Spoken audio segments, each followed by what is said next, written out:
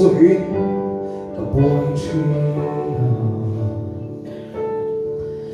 cả hoa cùng lên tu một sung xin cả tai cái hữu tình mình hít hoa sinh gì nằm mây lâu xưa lên sưởi các mình silo hoa sinh tu lại lòng cả rumpan lòng đi bên lâu nở xuống silo mong xưa buồn trong mình thâu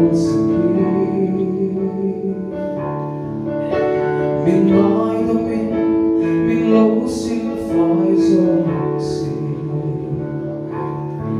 đâu có phải là ba mà chẳng sẽ xin mình lâu phiền người ta cứ lâu hãy để trời em thiên cứ lắng thiên lại nào em suy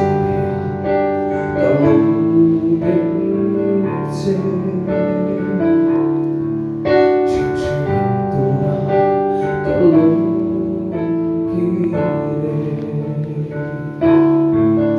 ô tu na hiền lòng cả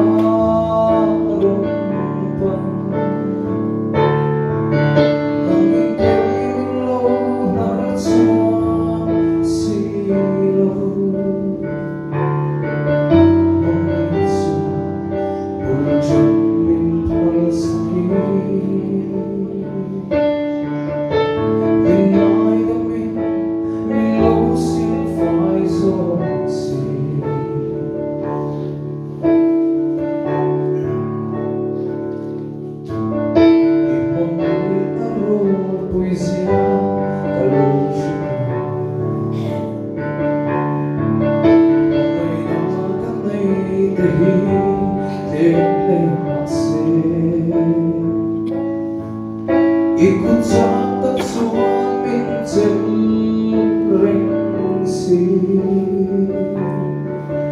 malam kakal zela ikut suami suai zela